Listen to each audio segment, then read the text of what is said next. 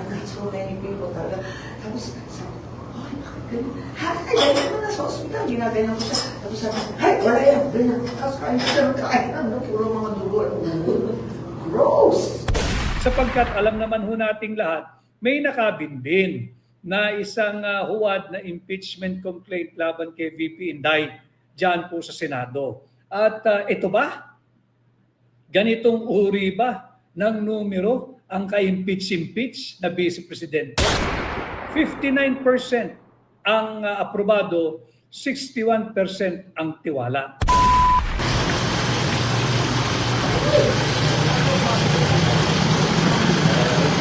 Ano, nakakatawa sila. Ay. Like, why did you disappear? Rekwento ko about Margie and Tony Boy. Kasi nakita niya yung cake sa madugo-dugo. Ay, oo! Grabe! In-invite kayo. Nangyari yan sa akin, ilang beses ayos na. Tapos nandun kami sa peninsula, dami-daming tao. I got so many people talaga. Tapos sabi ko, ay, bakit ganyan? Ay, ganyan mo na sa ospital. Ginaganyan ko siya. Tapos sabi ko, ay, wala yan. Ganyan. Tapos kain siya ng kain. Puro mga dugo. Gross! Ay, dito na kayo pakinggan. Oh, yes. Ay, bakit ka rin ngayon? Ba't ka naging girl? Ngayon. Sorry. Ito for protection daw. Ito for... Excuse mo na kung Para parang daw ako iwan mo muna kami. Okay lang.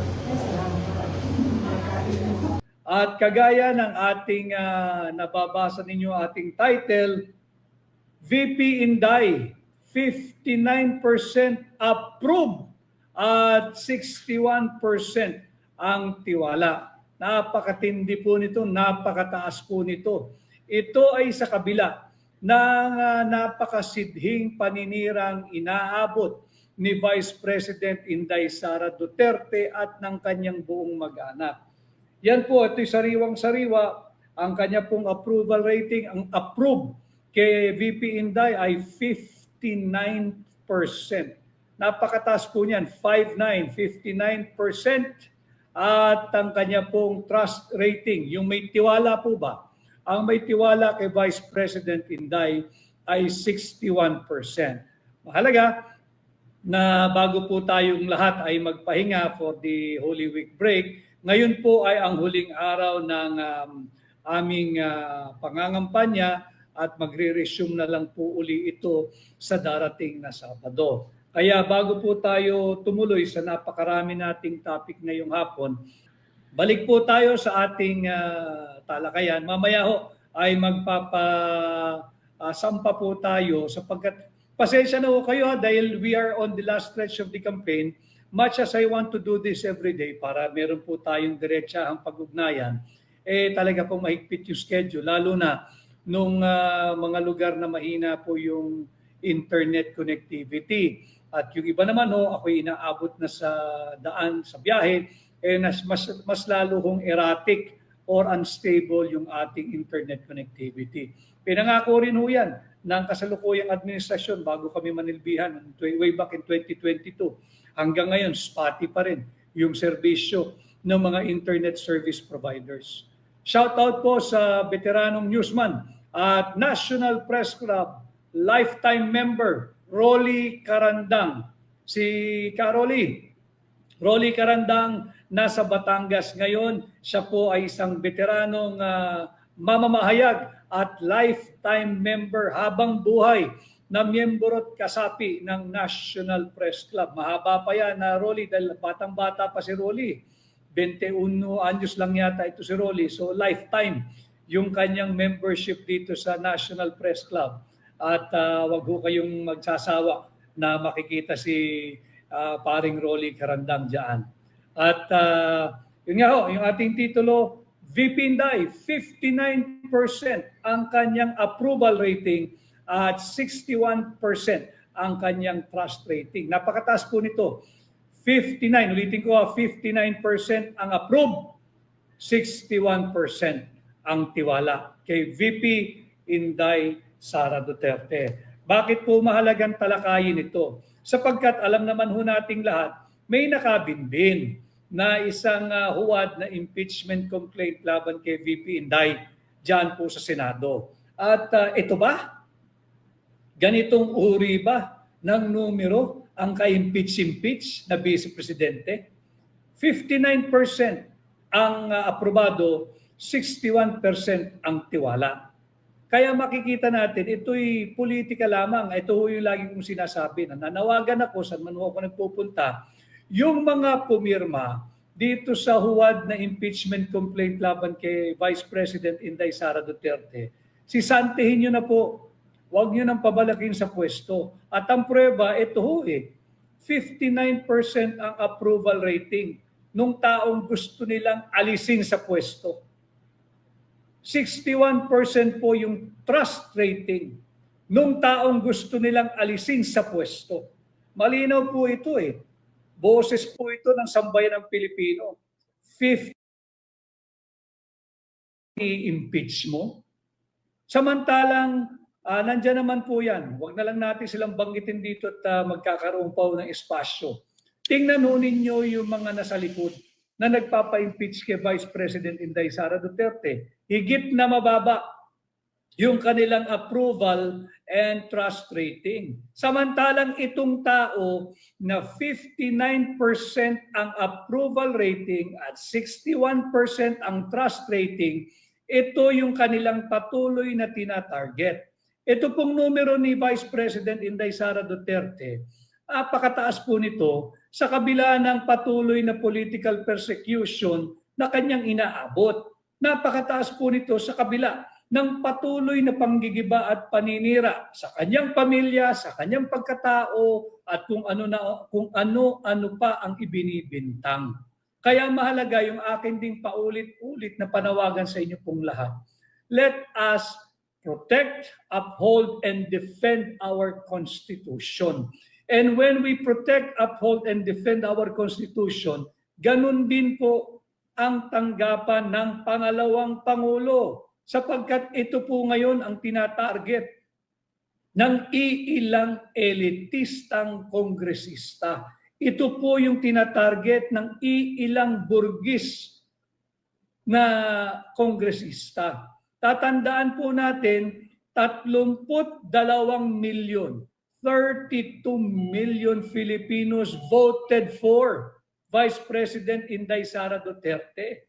Tapos iilan lamang ang nais kunin sa kanya ang posisyon ng pangalawang Pangulo, mga elitistang kongresista. Ngayon, nagsalita na po yung mamamayang Pilipino, 59% approve, 61% tiwala, panatag sa liderato ni Vice President Inday Sara Duterte. Kaya mag-isip-isip po tayo, ngayon po yung last day ng trabaho. Bukas po ay panahon na tayo po'y mag-isip, magpahinga, magnilay-nilay, at let's work on our spirituality, our spiritual bank, and let's contemplate and ponder on what lies ahead. At haharapin po natin itong malaking desisyon pagkatapos po ng Holy Week, ilang araw na lamang ay tayo po'y mabilis na paspas na po yung araw, papalapit na po tayo sa May 12, 2025 election. Ito po yung mga mahalagang usapin na dapat nating pag-ukulan ng panahon at pansin at gamitin din pong batayan kung sino po ang dapat sisantihin na diyan sa mababang kapulungan. Sisantihin na rin po sa Senado yung mga ang ginagawa lamang yung magmudmud ng ayuda at magpasa ng budget kahit di binabasa yung mga blanco sa Bicameral Conference Committee report. Kay Marben Malapitan Gegonia, good afternoon, Sir Vic, watching from Valladolid, Negros Occidental, Philippines. Maraming salamat sa iyo, Marben Malapitan Gegonia ng Valladolid, Negros Occidental, Philippines. Mabuhay ka. Ganon din kay Vedamin, ipanalo natin lahat ng PDP Laban candidates. Maraming salamat. Kay Okan Umaluhokan, tama po, attorney, maraming salamat. Kay Leonard Oliveros Duterte, Duterte, solid lang po. Duterte lang po. Leonard Oliveros, Duterte, solid. Salamat. Ganon din kay Relena _Peach Curd Serowing. Go Sir Vic, maraming salamat. At kay Rose Reyes, good morning po Attorney Vic, wish ko sa Diyos na manalo kayo. Maraming salamat Rose Reyes, watching from Riyadh. Kay Lala Tolorio Blake, congratulations VP, yes, congratulations Vice President Inday Sara Duterte. God will bless you and to all the Filipino people. Maraming salamat. Si Honald Lano Ramasamar. Honald, mahirap yung pangalan mo, si Ginoong Ramasamar.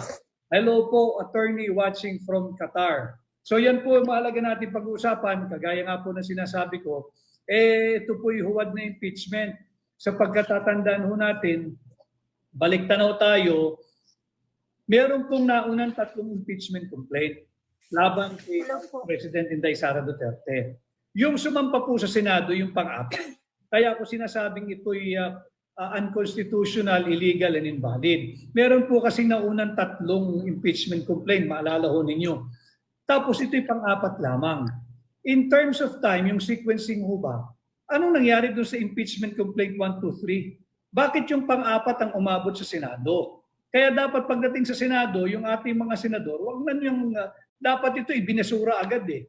Hindi nabigyan ng pansin at hindi bigyan daan. Sapagkat nahanapin mo lang naman eh. Merong naunang 3 impeachment complaint bago dito sa number 4 impeachment complaint. At maaari ka lamang magsampa at mag-entertain ng isang impeachment complaint mula meron po 1 taon cooling off period yan eh.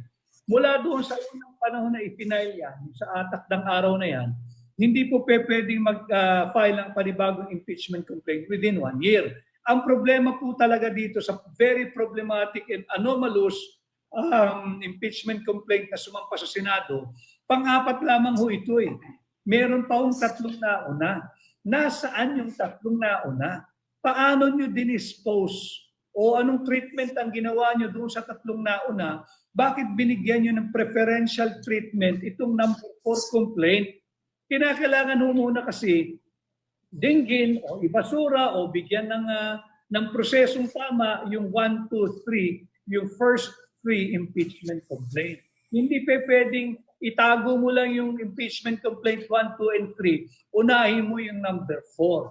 Subalit, malinaw nga din po dito, VP Inday Sara, 59% ang approve at 61% ang tiwala. Ito ba ang ini-impeach ninyo? Nasaan na yung mga political opportunists? Nasabi mag-release ng 1 million signatures in support of the flawed, invalid, unconstitutional, and illegal impeachment complaint laban kay Vice President Inday Sara Duterte. Nangangalap pa ho siguro sila gamit yung ayuda, yung AKAP, yung AYIX para pirmahan na attendance sheet o nakatanggap. Yung same style po na ginawa nila sa Naunsyaming People's Initiative, maalala ho ninyo? Wala pa pong wala pang AKAP nun, AYIX pa lang pinamumudmod, pipirma ng attendance at patunay na natanggap yung AYIX, tapos pala yung attendance sheet na pirmado, may pangalan, may address, ilinalakip po doon sa People's Initiative na petisyon na amendahan ng ating konstitusyon. Baka ganun din po ginagawa dito, kaya nananahimik yung mga grupong nagtutulak ng 1 million signature campaign daw para suportahan yung 4th impeachment complaint. Eto na ho eh. Nagsalita na uli ang sambayan ng Pilipino. 59% approve kay Vice President Inday Sara Duterte. 61% tiwala kay Vice President Inday Sara Duterte. Sana ang inyo pong unahin, ang inyo pong atupagin ay yung mga problema ng lipunan. Ano po yan? Kidnapping. Kidnapping. Tigilan na yung political persecution. Nagkakawatak-watak tayo eh. Nagkakawatak-watak tayo. At sa pagkakawatak-watak na yan, at sa political persecution nangyayari, may mga masasamang elementong nagsasamantala. They're taking advantage of the opportunity, nakakita sila ng golden opportunity naghahasik ng lagim. Lagana po ang kidnapping. At yan din ay dapat nating pinag-uusapan. I wanted to go a bit slower today. Subalit napakarami po kasi ng mga usapin na hindi natin dapat din palagpasin. Ganon din ang aking pagpapahatid ng pakikipagdalamhati sa mga kasapi ng Philippine Federation of Filipino-Chinese Chamber of Commerce and Industry Incorporated, doon sa napaslang nilang miyembro, at sa pamilya din ni Ginoong Ke. Ako po'y nakikiramay, taos puso po at ang aking pakikidalamhati sa inyo. At kaya ko po sinabi na pag-usapan natin yung mga mahalagang usaping panlipunan, kagaya ng kidnapping. Alam mo ninyo, may isang interview, kilala ko rin personal ito, kaibigan ko rin ito matagal na panahon na. Kasama ko rin po ito, taga Quezon City rin, si Boy Evangelista ng VACC. Meron siyang isang interview kay Binibining Karen Davila, at ang sinabi nga niya, talagang merong surge sa insidente ng kidnapping. Meron. At sinasabi niya, bukod doon sa, tatandaan ninyo balik tanaw tayo. Yung bata, yung kawawang bata na pinutulan ng daliri, yung sinalbahe po yung daliri. Ano pong sabi ng kapulisan at ng DILG dyan? Di ba, produkto raw po yan ng hot pursuit operation. At na-identify na po raw nila ang 22 suspects noong mga araw na lumabas siyang balitang yan.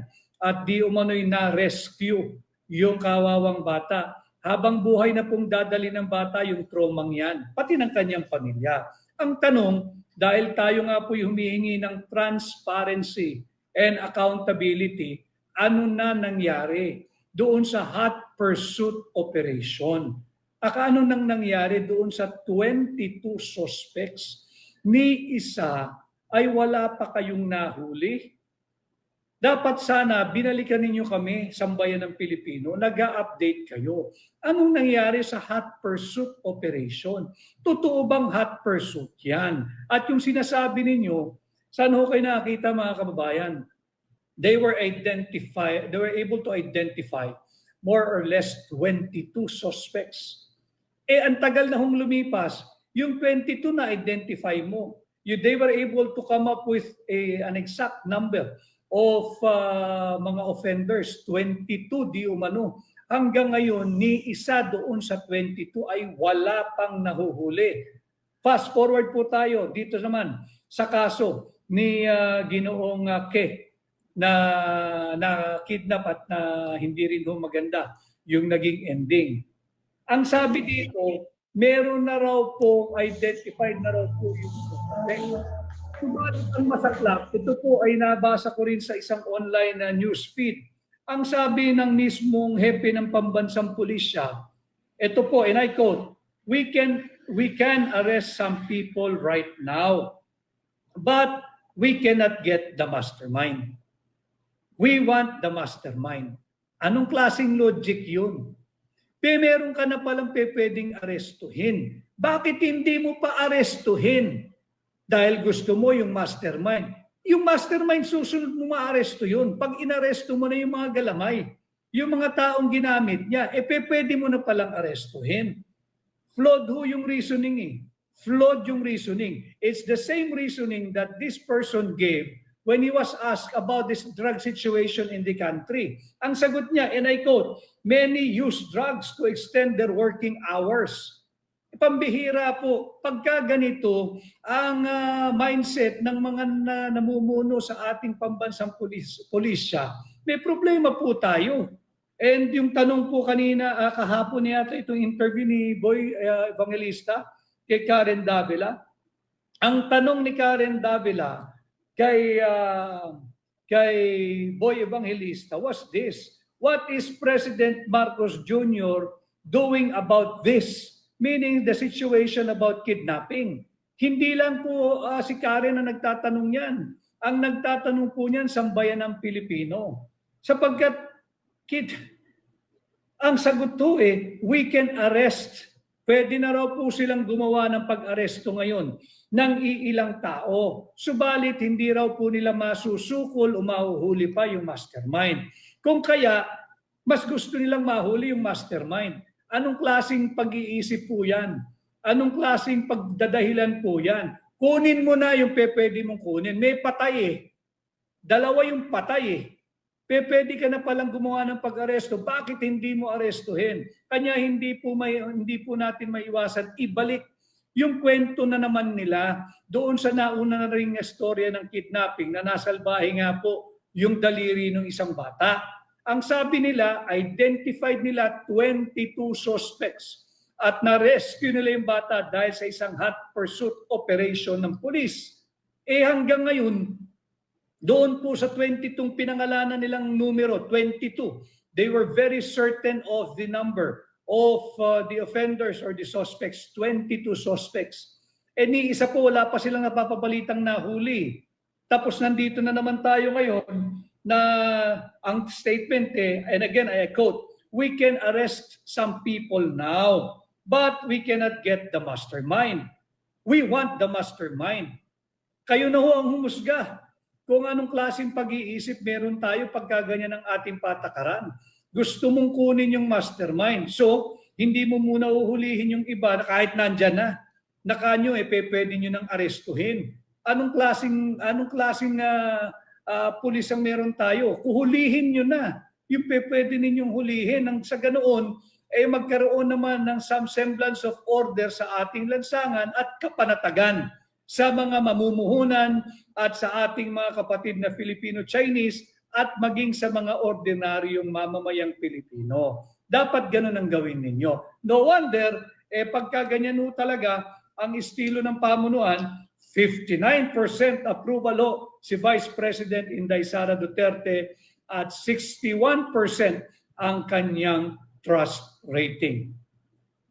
Ganon din ho pala yung aking kaibigan na kasama ko rin ito sa maraming mga advokasya. Sa pamilya po ni Miss Sandra Cam, tanggapin po ninyo ang aking pakikiramay at taus-pusong pagdalamhati sa paglisan po ng inyong si Binibining Sandra Cam na akin din pong nakasama at naging kaibigan sa aming maraming shared advocacy, lalong-lalo na sa transparency and accountability sa gobyerno. Nakikiramay po ako.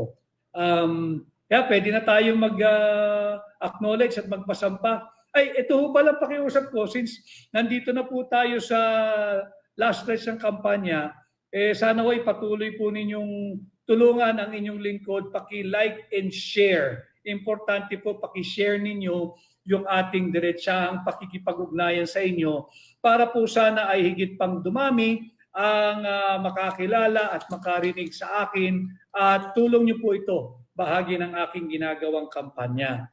Muli ho, number 56 po tayo sa balota, Attorney Vic Rodriguez, sana po'y matulungan ninyo kung ipangampanya sa inyong pamilya, kaibigan, kaskwela, kasama sa trabaho, kamag-aral, kapitbahay, kaprobinsya at lahat ng Pilipinong kilala ninyo saan mo pong panig ng mundo.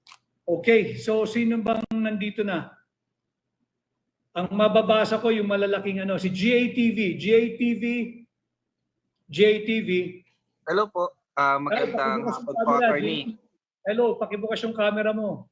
Sige pa, wait lang. Yeah. GATV. Yan, hello po. Ayun, Good nasaan afternoon ka? po, attorney. Sa bahay po, Pasay lang, sir. Tulungan mo ako Pilipinas. sa TV sa Pasay at tulungan mo ako mangampanya dyan. Yes, sir. Actually, even dito sa sa ating ginagamit na account ngayon, sir. Kasama po kayo doon sa sinasama po namin sa pangangampanya. So ito lang, sir, gusto ko lang gamitin talaga yung opportunity na to kasi gusto talaga naming i-campaign to all OFW na mga kasama po natin na wag po tayo sumabay doon sa naratibo po ng kabila. Kasi ang gusto kasi nung kabila, wag pong pabutuhin yung mga kapatid po nating OFW. No po, kasi nga po dahil po doon sa issue po ng dayaan. So sabi nga ni Attorney Jimmy Bondok na ang data po natin ngayon is yung balota. So gamitin po natin yung karapatan po natin na bumoto, wag po tayo sumakay doon sa mga naratibo na hindi po boboto kasi wala pong maitutulong kapag hindi po kayo boboto. Mas malaki po ang maitutulong nyo po sa pagbabago kung boboto po tayong lahat. Yun po. Maraming salamat, JTV. Maraming salamat. Patuloy Thank you po, pong Attorney. tulungan dyan sa Thank you, JTV. Tama po Ako, si sir. JTV. And this has always been my call sa lahat. Bukod sa tulungan po ninyo akong ipangampanya, alam mo ninyo, yung mga kwento, yung horror stories about cheating, dayaan, fraud, hindi nakakaboto, hindi nabibilang ng tama yung boto, yung mga salaysay ng ating mga kababayang overseas Filipino workers at Filipino migrants. Tinatanong ho kasi ako, ano raw daw ang ating solusyon kung magkakaroon ng dayaan o kung nagkakaroon na ng dayaan. Ako bilang pribadong mamamayan, na nais maglingkod sa inyo bilang senador ninyo. Sa ngayon, wala po akong magagawa. Pero ganito po ang dapat nating gawin. Tama po si JTV. Huwag tayong mahinaan ng loob. Ang tugon po natin sa mga issue o kwento ng dayaan, dapat po hikayatin natin lahat ng ating pamilya, kamag-anak, kakilala.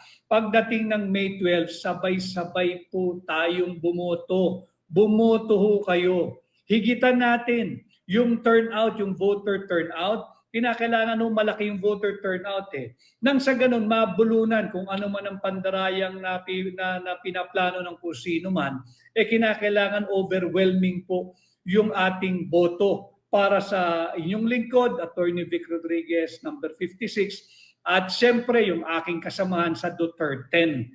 Vote straight, Duterte. Tulungan po ninyo. Kinakailangan natin ng sapat na bilang, kinakailangan natin ng sapat na numero, kinakailangan natin ng sapat na puwersa sa Senado upang mapigilan ang tangkang pagnanakaw sa posisyon ng pangalawang Pangulo. Malinaw na po dito sa latest survey, 59% approve kay Vice President Inday Sara Duterte. 61% tiwala, panatag sa pagkatao at liderato ni Vice President Inday Sara Duterte. So paano po natin siya maprotektahan? Kinakailangan po vote straight Duterte. Yung 10 Duterte approved, endorsed, and certified senatorial candidates.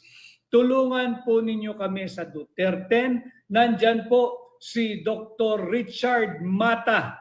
Nandyan po si Pastor Apollo C. Kiboloy. Nandyan po si Dante Marcoleta.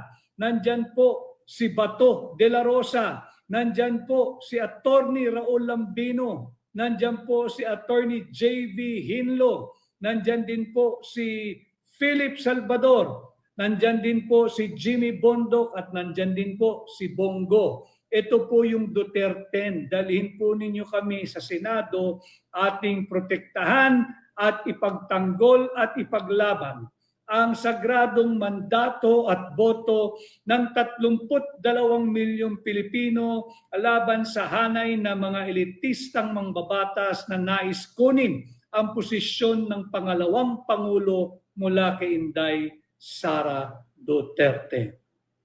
Si Kulets, ikaw na. Kulets. Hi, Kulets. Ay, magandang hapon sa iyo dyan, Attorney Vic Rodriguez. Hi, Kulets. Magandang Ako hapon. si, Kulets. tawagin na lang natin Kulets. Ako po ay chairman ng dating Partido Federal ng Pilipinas International Affairs dito sa Qatar. Oh, ganun ba? So, ako po ang humawak at nag-organisa nung bago magbotohan noong 2022 at nagdala kay BBM Sara sa unity team dito sa buong Qatar. Okay? Yes, Kulets. So, nung isang araw po, ako po ay bumoto na rin online with Duterte and I just added 2 more senators na ang aking paniniwala ay yung 2 additional senators ko ay political leaning sa mga Duterte at makakatulong sa bilang ng Senado para maging majority or super majority ang mga Duterte pagdating sa Senado. Okay? Ngayon po, gumawa rin po ako ng guidelines para makatulong sa mga OFW dito sa Qatar, guidelines in a sense na screenshot page by page simula sa enrollment for online voting hanggang sa online voting mismo. And then pinapaliwanag ko rin po sa mga OFW na aking nakakasalamuha dito sa TikTok na huwag tayong madismaya at magkaroon ng maling informasyon dahil lamang sa OFW sa ibang bansa na sinasabi ay hindi lumalabas yung kanilang binoto. Kasi po, ako po mismo ay nag-save sa laptop ko nung encrypted message and maniwala kayo sa hindi, it consists of 196 pages. At chinek ko po isa-isa, page by page, lahat po ng kandidato, whether binoto or hindi ibinoto, pati yung lahat ng kandidato sa party list, lahat po nandoon, even yung pangalan ng Philippine Embassy. Thank you, Sir Kulets. That's a very good observation from you. At least, hindi lahat bad news. Ano pong mensahe ninyo? Yes po. Tensya na ako Ang nakapila. Okay, ang mensahe ko lamang po is patuloy nating suportahan, lalo ng mga OFW, iboto natin, solid straight, PDP laban, at kung magdadagdag tayo ng dalawa, siguraduhin natin yung dalawa ay the same political leaning or pro-Duterte pa rin. Thank you, Para Kulets. po Maraming makadagdag mo salamat. to. Mabuhay Maraming ka. salamat po. Magandang Mag-iingat hapon ka. na to. Thank you. Maraming salamat din. Thank you. Salamat. Ang next po natin ay si Kyrie. Kyrie,